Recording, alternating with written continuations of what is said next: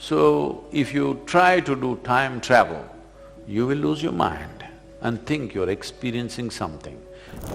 Does stone have memory? Of course. Does air have memory? Of course. But that will sound ridiculous because where is the memory in the air? See, all of you today are using phones. It is not wired, it's coming through the air, isn't it? Memory is traveling through the air, so is there memory in the air? You shouldn't even ask me that question anymore because there is no somewhere, that's all. There is everywhere and there is nowhere. Somewhere is an illusion. But right now, somewhere is the only reality you have. Everywhere and nowhere is an illusion in your experience, isn't it? Hello? Somewhere is reality, I am somewhere. Am I nowhere? Am I everywhere? That is the whole thing. Everywhere and nowhere are the reality. Somewhere is an illusion. All scientific research right now is need-driven. How can we use it? What can we do? Can I make a new kind of gun that I can just burn you without wasting a bullet on you? Yes, because it's a frequency bomb. It just kills the human beings. Buildings will be safe. I think it's a good thing.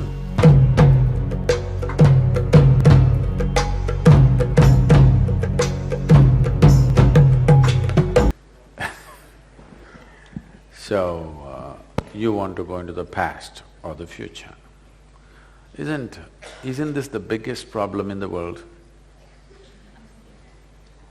People are time-traveling within themselves.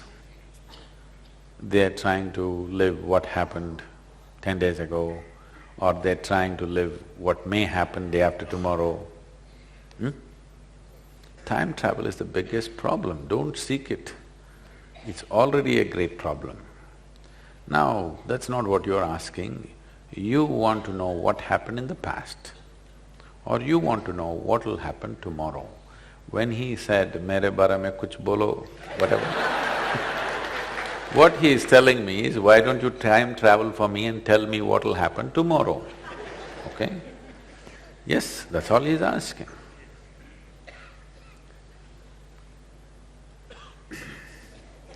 So I have to wear my astrological clothes.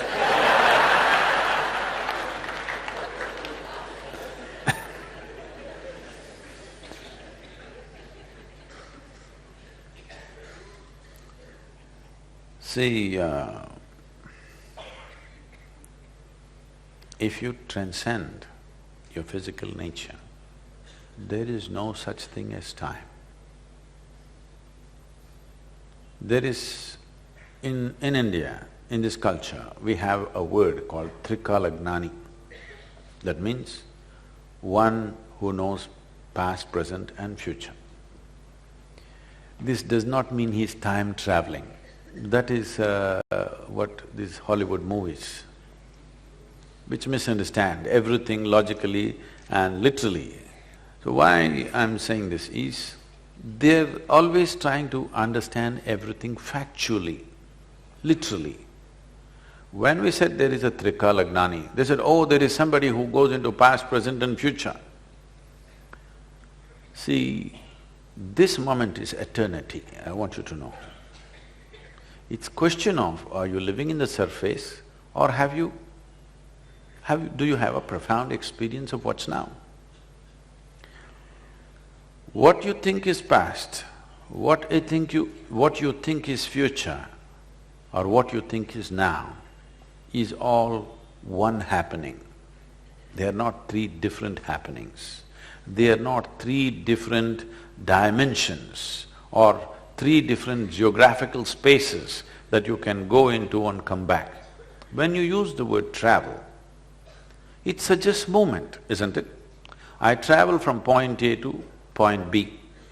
I can't travel from point A to point A, point A to point A, point A to point A. I cannot travel unless I'm making rounds. So right now, when you say past, present and future, you're talking about triple A. You understand? It's AAA, it's not ABC. When we say time, in the yogic perception, which ultimately modern physics will come to someday, hopefully, is time is the basic aspect of creation. Because of time, there is gravity. Because of gravity, everything else. Right now, the problem with modern physics is they have reasonably understood the other forces, they're unable to understand what's gravity. Gravity is a consequence of time. It's not the other way round. Because there is time, there is gravity. The word time itself may not conjure that image in your mind. The Sanskrit word is correct, it's kala. Kala means two things, time and emptiness. Kali, not talking about the Devi. Kali means what? Empty. Kala means darkness, kala means time, and it also means emptiness. If you try to speak with little more personified context, we will call this Shiva. So we are talking about time and emptiness, time and nothingness as the same thing. Because there is time, there is creation. Because what we call as creation exists, there is gravity, because to maintain the integrity of a little bit of physicality in this vast kala, you need some force to hold it together. So, gravity is only when time bends in a certain way. Time which is nothingness, time which is emptiness, takes a curve. When it takes a curve, physical dimension begins.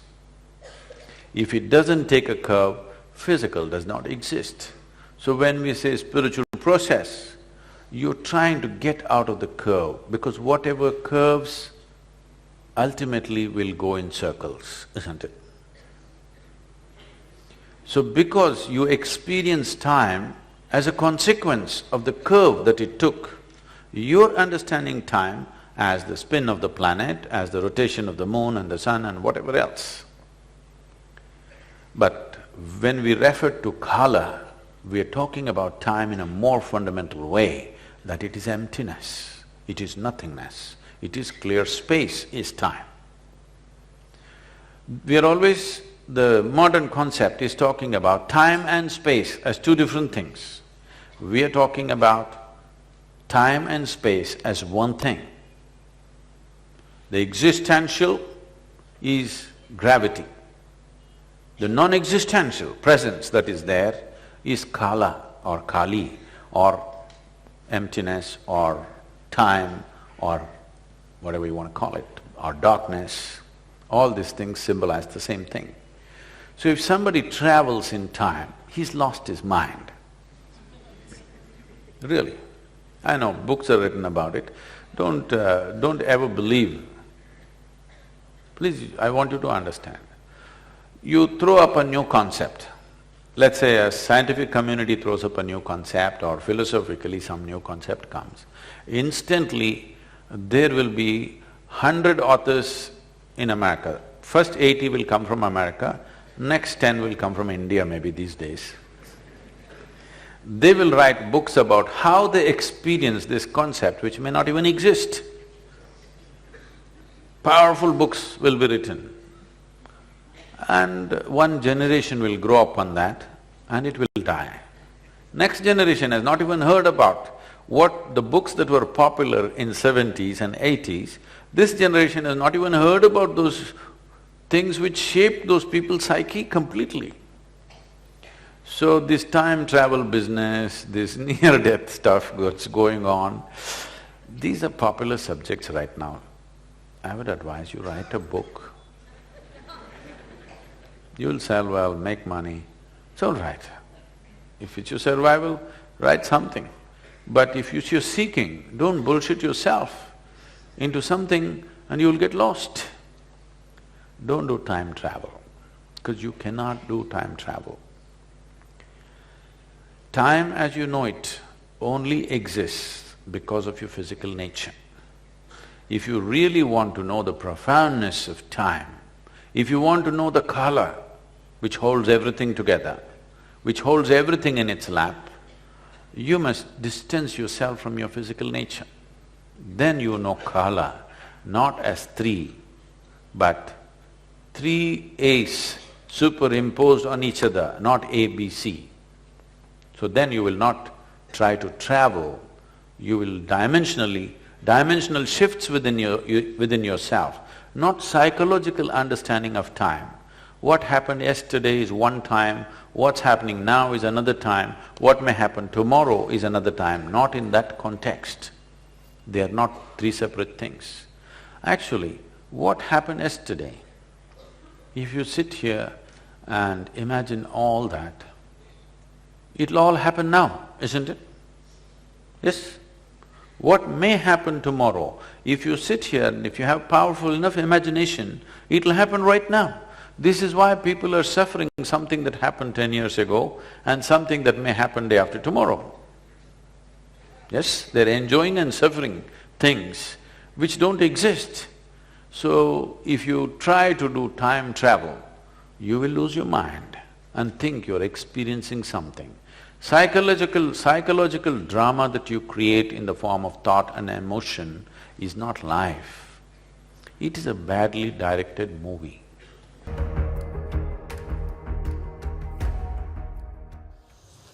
See, your idea of what is memory have to evolve. Right now your idea of memory used to be, till recently, is just what you remember. But now your idea of memory has become more technology-oriented. You use the word memory more with reference to your gadgets than to yourself these days. Your idea of memory has shifted, that things can have memory. 100 years ago, nobody thought things can have memory, isn't it? Only living creatures can have memory. How can a thing have memory? But now things have memory. They have more memory than you, better memory than you. So that's a huge shift in human understanding of memory. Now we're talking about water having memory. Why go in installments, water, fire, earth, this one, that one? Let's go a little further. They're using a very negative term.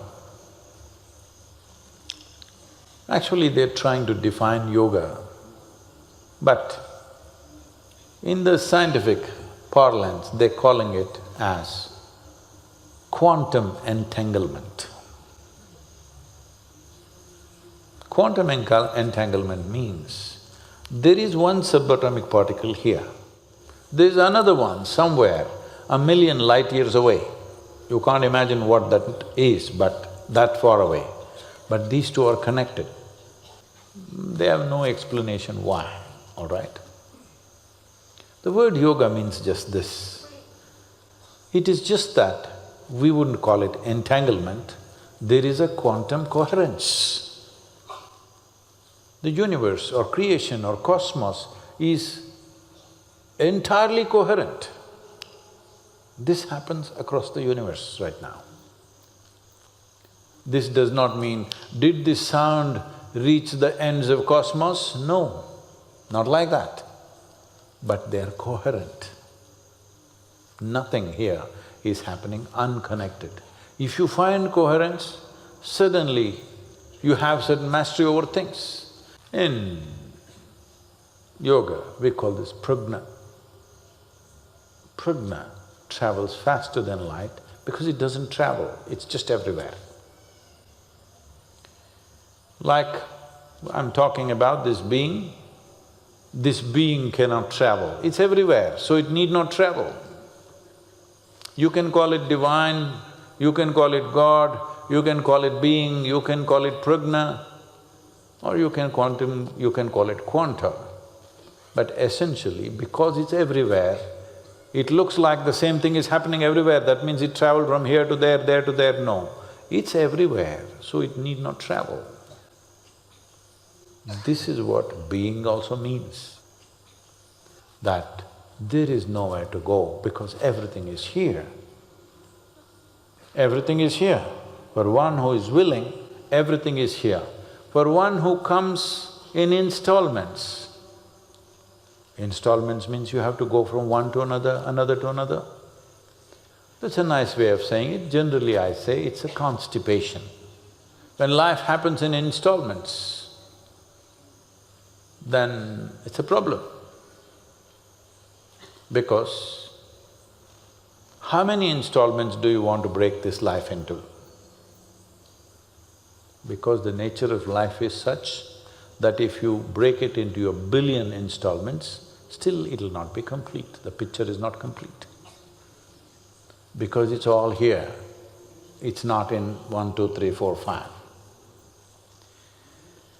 So, if water has memory, does stone have memory? Of course. Does air have memory? Of course. But that will sound ridiculous because where is the memory in the air? Well, see, all of you today are using phones. It is not wired, it's coming through the air, isn't it? Hello? Memory is traveling through the air, so is there memory in the air? You shouldn't even ask me that question anymore because all of you are using the applications. But that is still rudimentary compared to how the cosmos is. It is not that something is traveling from somewhere to somewhere.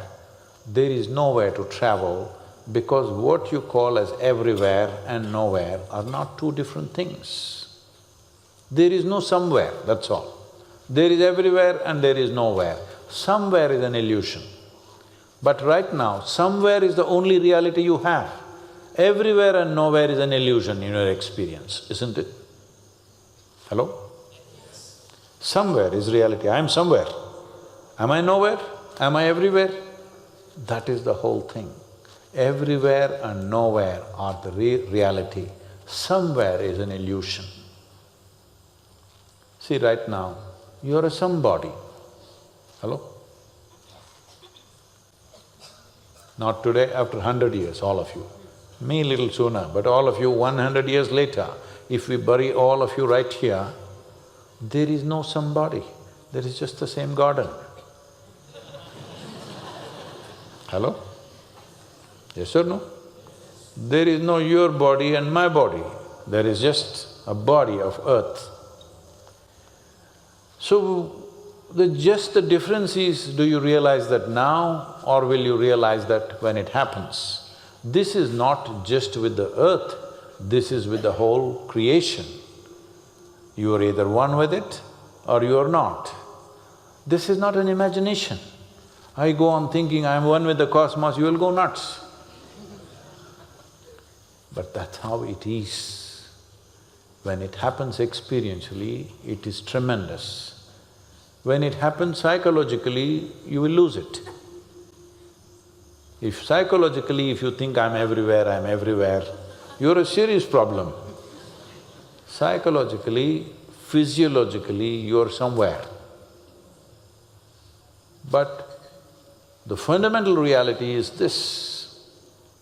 So, this whole process of segmenting this and saying is, oh, there is memory in water, we accept it. But is there memory in air? Is there memory in fire? Is a keyhole vision of life.